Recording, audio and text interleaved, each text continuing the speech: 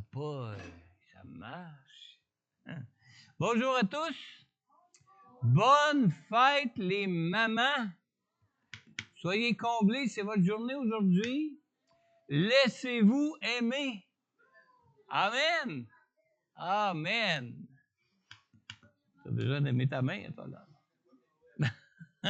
Amen. Gloire à Dieu. Wow. Merci Seigneur pour les mamans. Amen.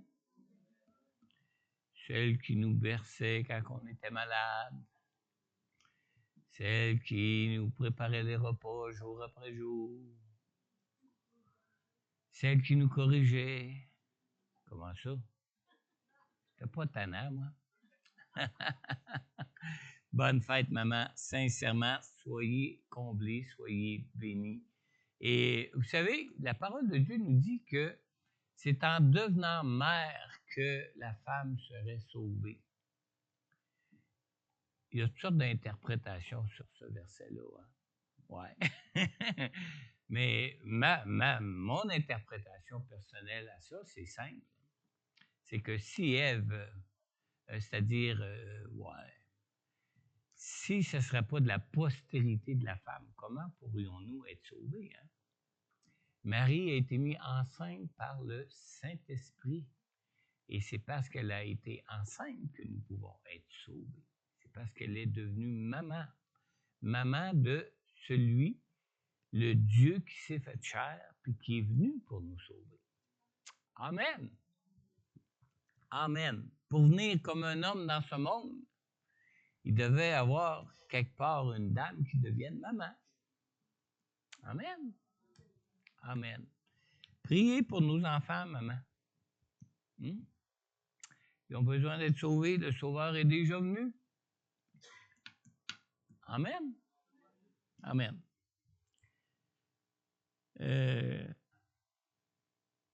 On va tourner dans la parole. Dans Jean chapitre 14, on va lire ensemble pour commencer. Un seul verset, le verset 16. Jean 14.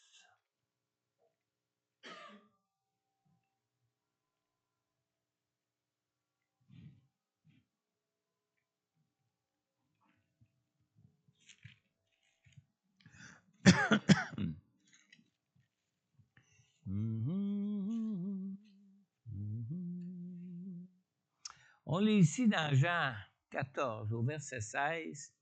Quant à moi, c'est Jésus ici qui nous parle. Hein? Quant à moi, je prierai le Père et il vous donnera un autre défenseur afin qu'il reste éternellement avec vous. C'est pas juste une journée, ça, hein? Éternellement avec vous. Pour l'éternité. Prions ensemble. Seigneur, notre Dieu, merci pour ta parole ce matin, Seigneur. Merci de ta présence avec nous. Merci pour ta présence en nous, Seigneur. Et merci de ton Saint-Esprit que tu nous as donné pour être et pour demeurer éternellement avec nous, éternellement même en nous. Seigneur, que ton esprit maintenant, qui vit en nous, qui est en nous, Seigneur, nous instruise de toute ta parole ce matin. Nous donne ce matin, par sa présence en nous, de vraiment d'avoir un esprit qui va communier avec toi ce matin. Un esprit qui va être ouvert à ton cœur, à ta parole, pour recevoir tout ce que tu veux nous transmettre ce matin, Seigneur. Merci, Seigneur, pour ton Saint-Esprit. Merci de ta présence au milieu de nous. Et merci de ce que ce soit toi qui conduise ton Église et qui l'amène pour la préparer au jour de ton retour. Dans le nom de Jésus, Père, j'ai prié. Amen. Amen. Alors Jésus nous dit ce matin, quant à moi, je prierai le Père et il vous donnera un autre défenseur afin qu'il reste éternellement avec vous. Mais pourquoi un autre défenseur? Hmm? Pourquoi l'Esprit? Pourquoi pas Jésus lui-même? Hmm? Jésus est ressuscité.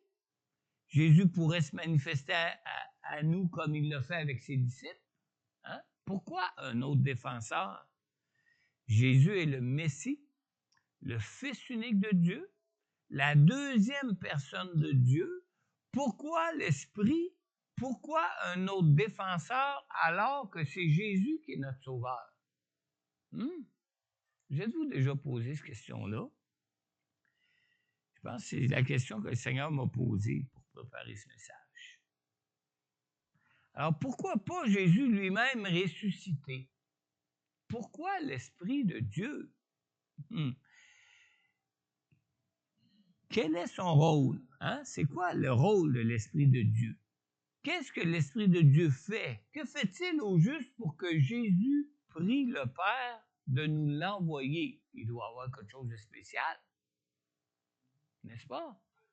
Nous trouvons dans le Nouveau Testament plusieurs versets qui nous parlent du rôle du Saint-Esprit et qui nous parlent de son importance pour chacun de nous dans nos vies à chacun de nous. L'Esprit est la personne de Dieu qui nous régénère. Et Jésus a dit à Nicodème dans Jean au chapitre 3, dans le verset 6 et 7, « Ce qui est né de parents humains est humain, et ce qui est né de l'Esprit est esprit. Ne t'étonne pas que je t'ai dit, il faut que vous naissiez de nouveau. » Deuxième chose, c'est l'Esprit de Dieu qui nous révèle que nous sommes pécheurs, que nous sommes injustes et que nous sommes dignes de condamnation devant Dieu.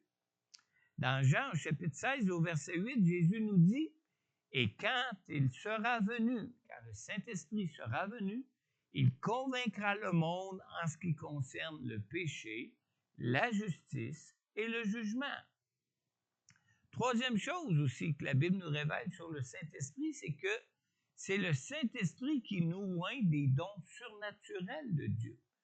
C'est Jésus, notre Sauveur ressuscité, qui nous dit lui-même dans Actes 1, 8, « Mais vous recevrez une puissance lorsque le Saint-Esprit viendra sur vous, et vous serez mes témoins à Jérusalem, dans toute la Judée et dans la Samarie, et jusqu'aux extrémités de la terre. » Quatrièmement, c'est parce que nous sommes ses enfants aussi, que Dieu nous a donné le Saint-Esprit dans nos cœurs pour que nous puissions appeler Dieu notre Papa.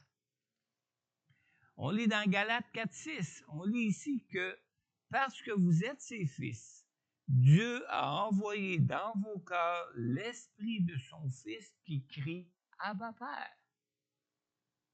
En québécois, c'est « Papa »,« Mon Papa ».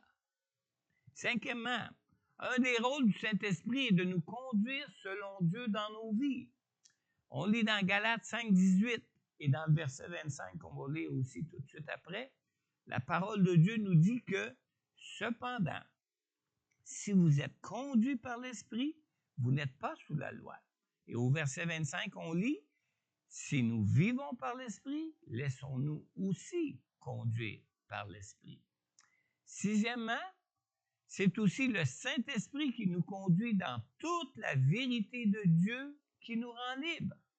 On lit dans Jean au chapitre 16 au verset 13, on lit ici « Quand le défenseur sera venu, l'Esprit de la vérité, il vous conduira dans toute la vérité, car il ne parlera pas de lui-même, mais il dira tout ce qu'il aura entendu et vous annoncera les choses à venir. »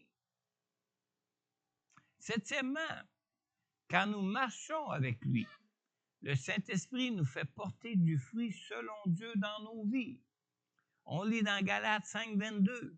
Galates 5, 22 nous dit « Mais le fruit de l'Esprit, c'est l'amour, la joie, la paix, la patience, la bonté, la bienveillance, la foi, la douceur et la maîtrise de soi. » Huitièmement, le Saint-Esprit nous transmet, écoutez bien, c'est le Saint-Esprit qui nous transmet la vie de Jésus et la puissance de sa résurrection dans nos corps mortels. Ça va aller avec ton image de ta boîte bossée matin, ça. On lit dans Romains 8, 11. Et si l'esprit de celui qui a ressuscité Jésus habite en vous, celui qui a ressuscité Christ rendra aussi la vie à vos corps mortels par son esprit qui habite en vous. Amen. Amen. Neuvièmement, le Saint-Esprit nous donne la puissance pour nous rendre vainqueurs de notre vieille nature de pécheur. On lit dans Romains 8, 13. Romains 8, 13 nous dit, « Si vous vivez en vous conformant à votre nature propre, vous allez mourir. Mais si par l'Esprit, vous faites mourir les manières d'agir du corps, vous vivrez. » Dixièmement, c'est l'Esprit de Dieu en nous qui intercède pour nous lorsque nous ne savons pas quoi demander à Dieu pour nos vies. On vit dans Romains 8, 26. De même, l'Esprit aussi nous vient en aide dans notre faiblesse. En effet, nous ne savons pas ce qu'il convient de demander dans nos prières, mais l'Esprit lui-même intercède pour nous par des soupirs que les mots ne peuvent pas exprimer. Et finalement, 11e, j'aurais pu en noter d'autres, mais je pense que c'est suffisant, je t'ai rendu au bas de ma page. Finalement, c'est aussi le Saint-Esprit qui nous transforme de gloire en gloire à l'image de notre Sauveur Jésus-Christ.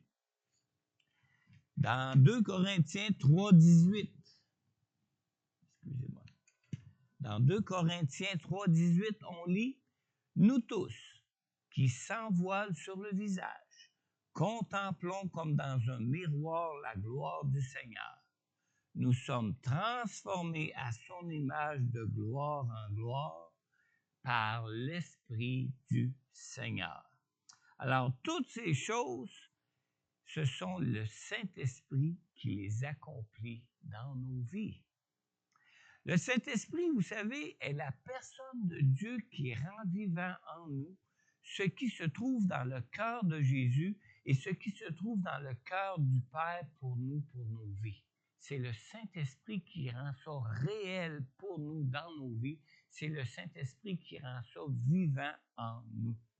En réalité, ce que Jésus est venu révéler de Dieu lorsqu'il était dans la chair, c'est le Saint-Esprit de Dieu qui le réalise en le rendant vivant dans nos vies. Ce n'est que par la personne du Saint-Esprit que nous pouvons véritablement ressentir l'affection que Jésus, l'affection que le Père aussi ressent pour nous. C'est la personne du Saint-Esprit en nous qui rend le cœur de Jésus et le cœur du Père bien réel à notre conscience, qui nous fait prendre conscience de combien Dieu nous aime, qui nous fait prendre conscience de combien Jésus nous aime, qui nous fait prendre conscience combien nous sommes précieux aux yeux de Dieu. C'est le Saint-Esprit qui fait ça. Le Saint-Esprit nous permet d'entendre le Seigneur lorsqu'il nous parle.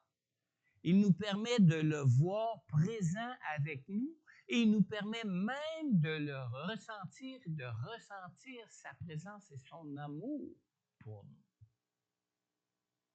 Amen. Amen. C'est la personne du Saint-Esprit en nous qui rend le cœur de Jésus et le cœur du Père bien réel à notre conscience. Dieu est esprit. Et sans son esprit, nous ne pourrions pas prendre conscience de Dieu comme le Saint-Esprit peut nous en faire prendre conscience. Le Saint-Esprit nous permet d'entendre le Seigneur lorsqu'il nous parle, de le voir, de le ressentir. Et ce que nous lisons dans la parole au sujet de Jésus et de la volonté du Père, c'est l'Esprit de Dieu le prend et le transforme. Il fait passer notre lecture d'une théorie d'une théorie à une réalité dans nos vies. C'est le Saint-Esprit qui fait ça. Moi, je connais des gens qui avaient lu le Bible, puis qui lisaient le Bible, puis qu'une bonne journée, le Saint-Esprit est venu agir sur leur cœur. Pour quelle raison? Je ne le sais pas. Mais la parole est devenue vivante à partir de ce moment-là. Très vivante à partir de ce moment-là. Et vous savez que c'est pas parce qu'on est des chrétiens que automatiquement on est à l'écoute de l'Esprit de Dieu. Moi, quand je suis venu au Seigneur, j'étais un homme d'affaires. Et puis, j'avais mon beau-frère, le frère à Sylvie, Régent, qui me parlait du Seigneur. Lui allait aux hommes d'affaires du plein évangile une fois par mois, où le témoignage de la bonne nouvelle était donné, pas une fois par mois. Puis moi, ben, j'étais un homme d'affaires, puis normalement, j'aurais dû aller là, mais je ne suis jamais allé là. Puis ça a été long même avant que j'aille à un déjeuner des hommes d'affaires, malgré que j'étais un homme d'affaires. Mais quand j'ai connu le Seigneur dans ma vie, j'ai été vraiment changé et transformé du tout au tout. Puis étant en affaires, j'allais voir mon imprimeur qui, lui, était un chrétien.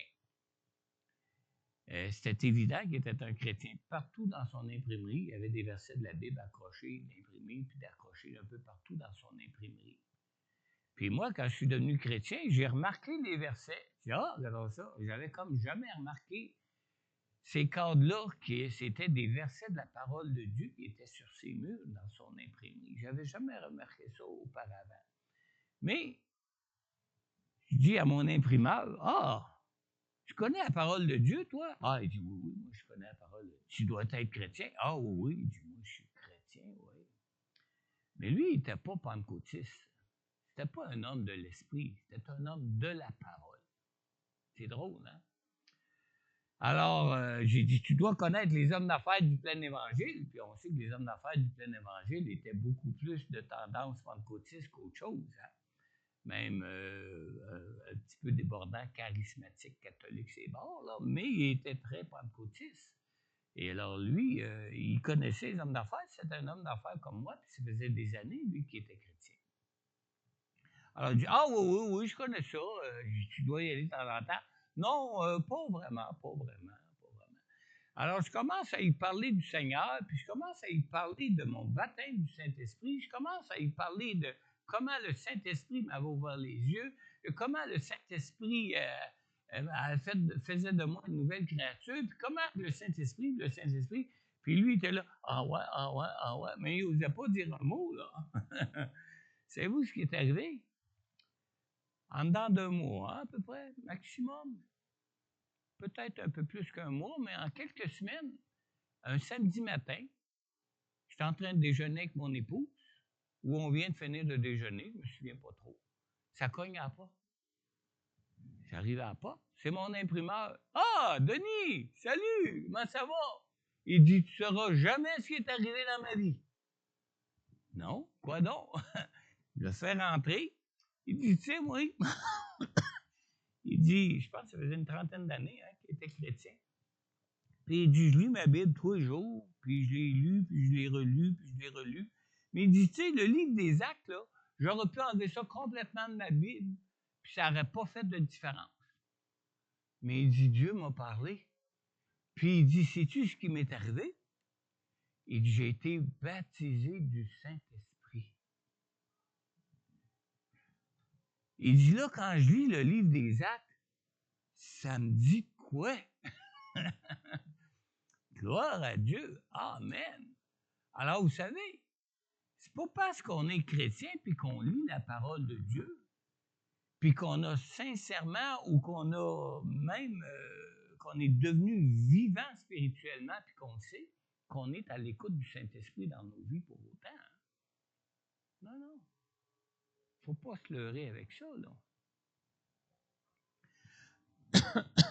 Ce que nous lisons dans la parole de Dieu au sujet de Jésus, au sujet de la volonté du Père, l'Esprit de Dieu le prend et le transforme et fait que cette parole devient une réalité pour nous. Quelque chose de puissant, quelque chose de vivant qui nous éveille à Dieu, qui nous éveille à l'Esprit de Dieu. C'est une chose de nous faire dire, par exemple, par notre conjoint ou par nos parents qu'ils nous aiment, mais c'est une toute autre chose quand ils nous serrent dans leurs bras. Et c'est la même chose quand on lit la parole de Dieu pour lire la parole de Dieu et quand on lit la parole de Dieu en étant à l'écoute du Saint-Esprit qui est là dans nos cœurs pour nous parler de Dieu, pour rendre vivante cette parole-là de Dieu. Et c'est justement ce que le Saint-Esprit fait pour nous. Il rend bien réel pour nous tout ce que Dieu est pour nous et tout ce que Dieu fait pour nous ou veut faire pour nous dans nos vies ici-bas. C'est le Saint-Esprit qui fait ça. Lors de son dernier repas, avant d'être livré, Jésus a décrit l'œuvre du Saint-Esprit qui viendrait comme étant un prolongement de lui-même, de sa propre personne. Dans Jean 16, au verset 13, on lit ici que quand le défenseur sera venu, l'Esprit de la vérité, il vous conduira dans toute la vérité. Écoutez bien, car il ne parlera pas de lui-même, mais il dira tout ce qu'il aura entendu et vous annoncera les choses à venir. Et on lit au verset suivant, au verset 15, toujours dans Jean 16, Jésus nous dit ici, « Il révélera ma gloire parce qu'il prendra ce qui est à moi et vous l'annoncera. » Alors, c'est vraiment comme un prolongement de la personne de Jésus par le Saint-Esprit que Dieu nous donne, qui vit en nous, qui est en nous et qui est constamment là, présent dans nos vies. Amen. Jésus nous décrit ici l'œuvre du Saint-Esprit comme la continuité de ce que lui-même est venu révéler et annoncer concernant Dieu pour nos vies. Jésus nous dit même qu'il bénira encore plus son peuple en nous envoyant le Saint-Esprit après son retour au ciel que s'il était demeuré lui-même avec nous sur cette terre. Dans Jean chapitre 16, dans le verset 6 et 7, on lit ici, « Mais parce que je vous ai parlé ainsi, la tristesse a rempli votre cœur. Cependant, je vous dis la vérité. Il vaut mieux pour vous que je m'en aille. En effet, si je ne m'en vais pas, le défenseur ne viendra pas vers vous. Mais si je m'en vais, je vous l'enverrai. » Alors, lorsque Jésus parle de son retour auprès du Père, on voit quelque chose d'anormal qui prend place chez les disciples. Qu'est-ce qu'il y a d'anormal qui prend place chez les disciples? La tristesse a rempli leur cœur. Pourquoi être triste? Jésus est ressuscité. Jésus retourne au ciel. Et Jésus nous envoie son Saint-Esprit. Le premier avantage à la venue de l'Esprit est qu'en venant, le Saint-Esprit viendra redresser cette anomalie qui a pris place chez les disciples. Les disciples étaient tristes que Jésus les quitte, mais la venue de l'Esprit devait au contraire changer leur tristesse en joie, du fait que Dieu viendrait et serait pleinement présent avec eux dans leur vie tout le temps. Amen.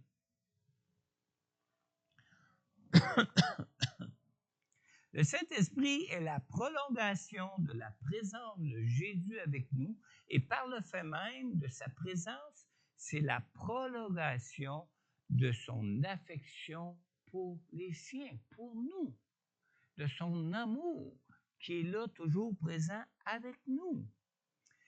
Thomas Goodwin, un bon gagnant ça.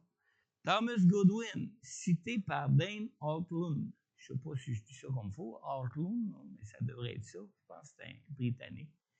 Dans son livre intitulé « Doux et humble de cœur », explique ce que Jésus dit à ses disciples. Donc, selon Goodwin, Jésus leur dit, écoutez bien, « Mon Père et moi n'avons qu'un seul ami qui vit en nous deux et qui vient de nous deux, le Saint-Esprit. Et je vous l'enverrai entre-temps. Il vous consolera mieux que je ne pourrais le faire par ma présence. » pourquoi est-ce qu'il peut le faire mieux que si Jésus lui-même serait présent avec nous? Ben, Jésus pourrait nous prendre dans ses bras, hein, comme notre conjointe ou ceux qui nous aiment peuvent nous prendre dans leurs bras. Mais le Saint-Esprit, lui, habite en nous, dans nos cœurs, et rend vivant cet amour-là pour nous de Dieu dans nos cœurs, à notre esprit, à notre être tout entier. Pour révéler pleinement le cœur du Père et la personne du Père qui est dans les cieux, Jésus marchait par le Saint-Esprit. Et le Saint-Esprit qui sonde et qui connaît parfaitement les profondeurs même de Dieu était avec lui. Et c'est ce même Esprit de Dieu qui conduisait Jésus et qui nous est envoyé de Dieu pour habiter en nous. Ce même Esprit qui a conduit Jésus. Ce même Esprit par qui Jésus obéissait à Dieu et marchait dans le plan de vie de Dieu sur cette terre ici-bas. C'est ce même esprit qui conduisait Jésus et qui nous est envoyé pour habiter en nous. Pouvez-vous imaginer un petit peu, là, prenez le temps d'imaginer. Ce même esprit de Dieu qui nous est donné n'est pas seulement présent avec nous dans nos vies. Ce même esprit de Dieu vit en nous. Il vit en nous. Jésus était présent avec ses disciples, mais ce n'était que lorsque Jésus était seul avec eux que Jésus répondait à leurs questions et leur expliquait toutes choses. Mais depuis que Jésus est retourné au ciel, ce n'est pas la présence de Jésus habitée par le Saint-Esprit que ses disciples ont connu. Ce que ses disciples ont connu, c'est la présence même du Saint-Esprit de Dieu en eux. Amen. Vous m'avez suivi dans tout ça, non? Ben, je peux répéter, vous savez. Le Saint-Esprit de Dieu n'est pas une force. Le Saint-Esprit de Dieu n'est pas une lumière que Dieu braque sur nous, dans nos cœurs, pour nous éclairer et éclairer nos pas. Le Saint-Esprit est une personne de Dieu au même titre que Jésus est une personne et que le Père est aussi lui-même une personne de Dieu. Réalisez-vous bien ça, là. Comme le Père et le Fils qui sont dans les cieux, le Saint-Esprit a tout comme eux sa propre volonté et ses propres sentiments. Au même titre que le Père qui est une personne, au même titre que le Fils qui est aussi une personne, mais qui, eux, maintenant, sont dans les cieux.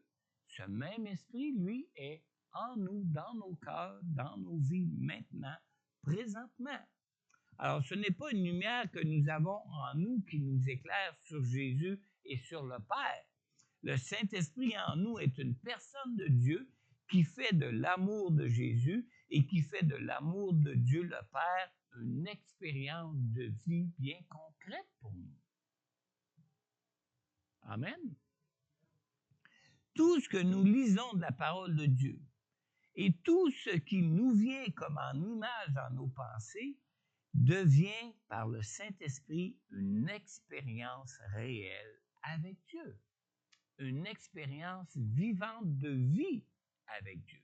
Et c'est ce qui fait qu'on est changé et c'est ce qui fait qu'on est transformé dans nos vies.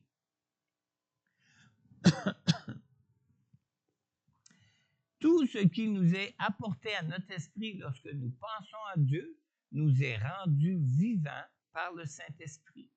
On lit dans 2 Corinthiens 1:3, « Béni soit Dieu, le Père de notre Seigneur Jésus-Christ, le Père plein de compassion et le Dieu de tout réconfort. » Ce même verset-là, traduit dans la nouvelle version de Genève, de la seconde révisée 79, est traduit ainsi, il dit « Béni soit Dieu, le Père de notre Seigneur Jésus-Christ, le Père des miséricordes et le Dieu de toute consolation. » Comment Jésus appelle l'Esprit de Dieu? L'Esprit de consolation. Alors, la personne du Saint-Esprit est le même Dieu de consolation que Dieu le Père lui-même est un Dieu de consolation. Avoir une image mentale du Père comme un Dieu distant, comme un Dieu parcimonieux, c'est peut-être même manquer d'être sensible au Saint-Esprit de Dieu qui est en nous. Parce que l'Esprit, comme le Père lui-même, s'avoue être un Dieu de miséricorde et un Dieu de consolation. Pouvons-nous considérer le consolateur que Dieu nous donne comme différent de Jésus et différent de Dieu le Père lui-même? Non. Dieu est Dieu et il est un seul Dieu. La mort de Jésus à la croix et sa résurrection ont parfaitement satisfait la juste colère du Père contre l'horrible rébellion de l'humanité. Mais cela ne veut pas dire que le cœur du Père soit différent de celui de Jésus à l'égard des pécheurs. Non, non, non. Dans Jean 3,16, la parole de Dieu nous affirme sans ambiguïté là, que Dieu a tant aimé le monde qu'il a donné son Fils unique afin que quiconque croit en lui ne périsse point, mais qu'il ait la vie éternelle. Ça ne dit pas que Dieu a tant détesté le monde, que Dieu était tellement en colère contre le monde. Ça dit que Dieu a tant aimé le monde. Alors nous avons tous une tendance naturelle à nous imaginer, dans une certaine mesure, ça peut dépendre un peu de chacun, que le Père est moins disposé à aimer et à pardonner que Jésus, son Fils unique, notre Sauveur. La colère qui habitait le Père, vous savez, c'est une colère qui se manifeste contre le péché. Ce que le cœur de Dieu, le Père, manifeste contre le pécheur plutôt, n'est pas sa colère, mais son amour pour vouloir le sauver du péché. La colère de Dieu était contre le péché et non pas contre le pécheur. Au contraire, le cœur de Dieu, c'est un cœur qui manifeste son amour au pécheur pour vouloir le sauver.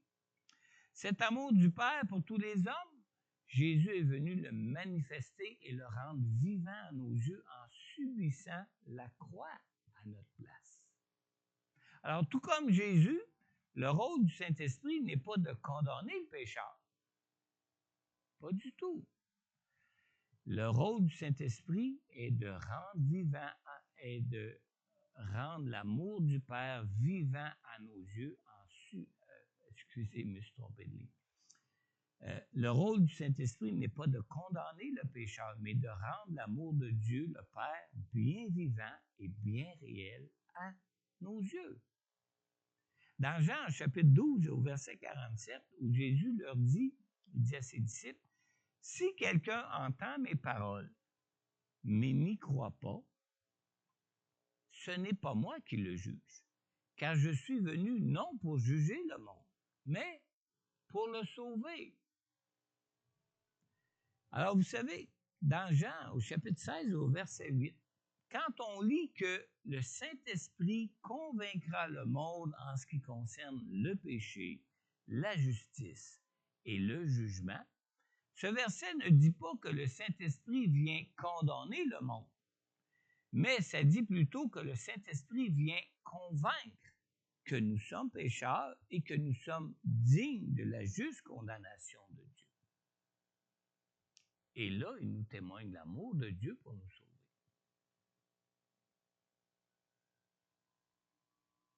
Vous me suivez?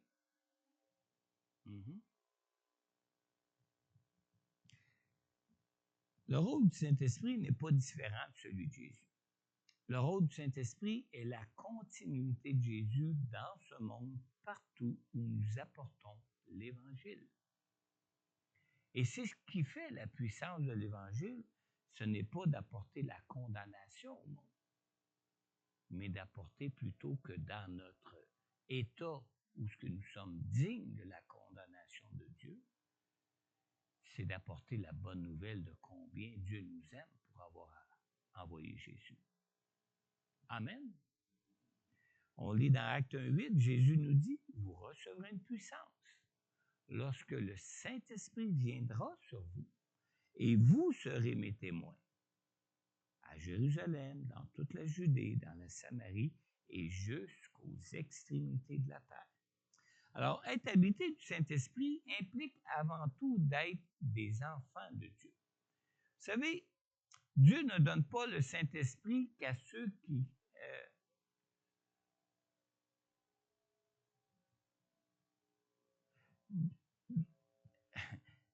Dieu donne le Saint-Esprit seulement qu'à ceux qui croient et qui acceptent Jésus, son Fils unique.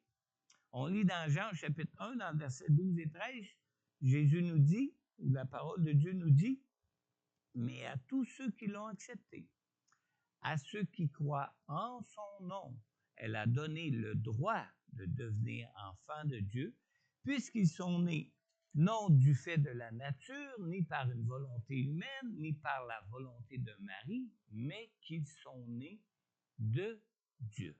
Alors vous savez, Jésus a adressé des paroles difficiles à entendre à des croyants qui professaient avoir Dieu pour Père. On lit dans Jean, au chapitre 8, dans le verset 44, Jésus a dit aux pharisiens qui refusaient de croire en lui, « Celui qui est de Dieu écoute les paroles de Dieu. Vous n'écoutez pas parce que vous n'êtes pas de Dieu. » Alors Jésus nous a dit que lorsque le Saint-Esprit viendrait, qu'il nous rappellerait tout ce que Jésus a lui-même dit. Dans Jean 14, 26, Jésus dit ici, « Mais le défenseur, l'Esprit Saint, que le Père enverra en mon nom, vous enseignera toutes choses et vous rappellera tout ce que je vous ai dit. » Marcher par le Saint-Esprit dans nos vies implique donc que nous fassions la différence entre les voix que nous entendons. La voix de Dieu le Père, est la même que la voix de Jésus. Et la voix de Jésus est la même voix que celle du Saint-Esprit de Dieu en nous. Amen. Dans 2 Corinthiens 13, on lit même que l'Épître termine en disant que la grâce du Seigneur Jésus-Christ, l'amour de Dieu et la communion du Saint-Esprit ou la communication du Saint-Esprit soient avec vous tous. Alors, si c'est le Saint-Esprit qui vous parle, vous entendrez la même voix que celle de Jésus. Ce sont des paroles de grâce de Dieu que vous entendrez. Et si c'est le Saint-Esprit qui vous parle, vous entendrez la même voix que celle de Dieu le Père. Ce sont des paroles d'amour de Dieu que vous entendrez, et non pas des paroles de condamnation, et non pas des paroles de colère, mais des paroles d'amour, de grâce, des paroles d'appel à croire en Jésus pour nos vies. Amen. Alors ce matin, puisque nous parlons de la grâce et de l'amour de Dieu que le Saint-Esprit nous témoigne, as-tu déjà placé ta foi en Jésus pour l'inviter dans ton cœur, pour le recevoir comme Sauveur et Seigneur dans ta vie? Dans Romains 5:8, la parole de Dieu nous dit, « Mais voici comment Dieu prouve son amour envers nous. Alors que nous étions encore des pécheurs, Christ est mort pour nous. » Alors, si tu aimerais maintenant inviter Jésus dans ta vie, adresse-lui toi-même cette prière dans ton cœur. Tu as simplement qu'à la répéter sincèrement, la répéter à Dieu dans ton cœur. Père céleste, je viens maintenant devant toi ce matin en reconnaissant la grâce que tu m'accordes en Jésus de me pardonner tous mes péchés. Humblement, Père, je te demande de faire de moi ton enfant en m'accordant maintenant ton Saint-Esprit. Seigneur Jésus, merci d'avoir tout accompli pour moi à la croix. tout accompli pour me sauver et me purifier de tous mes péchés. Je te prie donc de venir maintenant dans mon cœur et de me faire la grâce de ta présence en moi par ton Saint-Esprit. Seigneur mon Dieu, viens maintenant, viens me conduire dans toute cette nouvelle vie que tu as et que tu veux pour moi. Amen.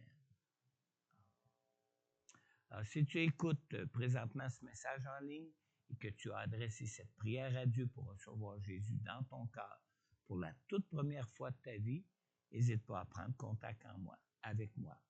En retour, je pourrai aussi prier pour toi pour que tu sois conduit par le Saint-Esprit dans toutes les grâces et les bénédictions que Dieu veut pour toi, pour ta vie maintenant. Aussi, peut-être que tu es de ceux qui ont déjà fait cette prière auparavant dans leur vie, mais que peut-être ce matin réalises-tu que l'absence de la puissance de Dieu dans ta vie provient peut-être que tu n'es pas à l'écoute de la voix du Saint-Esprit qui est en toi. Confesse-lui maintenant. Confesse-lui ton désir d'entendre sa voix. Confesse-lui ce désir pour être conduit et pour être dirigé par lui et par lui seul dans ta vie. Et Dieu va te conduire. Sois attentif. Sois sensible au Saint-Esprit. Confesse à Jésus ton désir d'être attentif, d'être sensible à son Saint-Esprit pour être conduit par lui. Et tu pourras l'entendre et savoir que c'est lui qui parle. Amen. Amen. J'ai invité Daniel avec son équipe. S'il y en a parmi vous ce matin qui aimeraient s'avancer, quel que soit le sujet de prière, on va prendre du temps de prier. Amen. Peut-être que vous ressentez même un besoin de prier, mais vous ne savez pas pourquoi prier. C'est pas grave, on laissera le Saint-Esprit prier pour vous dans votre cœur. Car lui sonde les cœurs, la profondeur de l'esprit de l'homme, et il connaît la profondeur de l'esprit de Dieu pour prier en parfait accord avec la volonté de Dieu pour vous dans vos vies. Amen. Amen.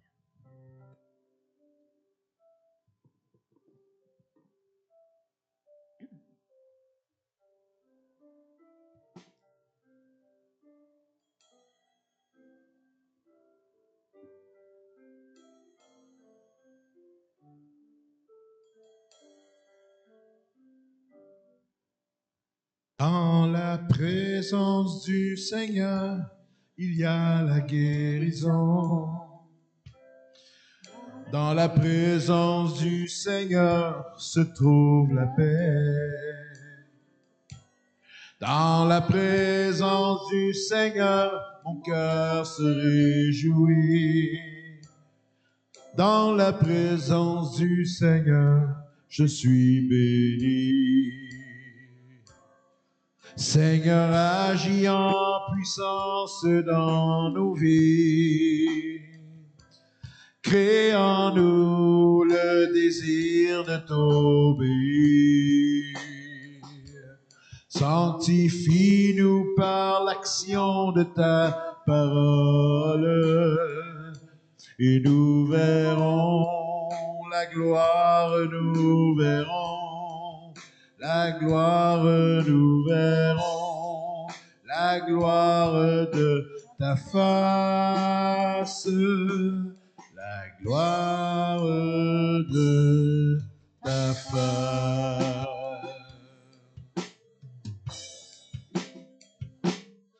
Dans la présence du Seigneur, il y a la guérison. Dans la présence du Seigneur, je suis béni. Dans la présence du Seigneur, mon cœur se réjouit. Dans la présence du Seigneur, je suis béni. Seigneur, agis en puissance dans nos vies. Crée en nous le désir de t'obéir. Sanctifie-nous par l'action de ta parole, et nous verrons la gloire, nous verrons la gloire, nous verrons la gloire de ta face, la gloire de ta face.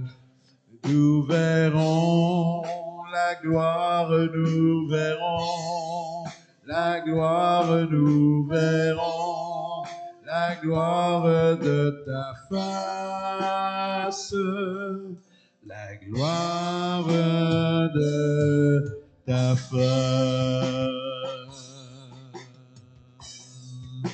la gloire de ta face. La gloire de ta face. Oui, Seigneur, c'est notre prière, Seigneur. Nous voulons voir la gloire de ta face, Seigneur. Et Seigneur, je veux te prier particulièrement, Seigneur, que tu nous sanctifies par ta parole, par ton Saint-Esprit qui habite en nous, Seigneur. Que cette parole soit rendue vivante pour nous, Seigneur, pour qu'on soit ainsi sanctifié par toi, Seigneur, changé, transformé de jour en jour, de gloire en gloire, à l'image de ton Fils Jésus, Seigneur. Seigneur, merci, Seigneur. Seigneur, tu nous dis dans ta parole que sans toi, nous ne pouvons rien faire, Seigneur. Et Seigneur, tu connais nos faiblesses, tu connais nos manquements, Seigneur, et tu nous as donné ton Saint-Esprit, Seigneur. Car sans toi, Seigneur Dieu, nous ne pouvons rien faire. Merci de nous accompagner dans cette vie. Merci de marcher avec nous dans cette vie. Merci d'éclairer notre marche, notre pas par ton Saint-Esprit, et merci de nous conduire par ton Saint-Esprit dans tout ton plan de vie et dans toute ta volonté pour nos vies ici-bas, Seigneur. Merci, Seigneur, de ce que tu as ouvert les cieux pour nous, afin que nous puissions recevoir cette promesse de Dieu de connaître ta présence par le Saint-Esprit en nous pour nous conduire, Seigneur. Dans le nom puissant de Dieu, j'ai prié, Père. Amen. Amen. Alléluia. Dieu vous bénisse. Bon dimanche. Amen. N'oubliez pas, dans 2 dimanches, pas 2 dodo, là, dans 2 dimanches, c'est le dimanche de la Pentecôte. Amen. Priez le Seigneur de vous renouveler de la présence de son esprit. Priez-le même pour en être rempli totalement. Amen. Dieu vous bénisse.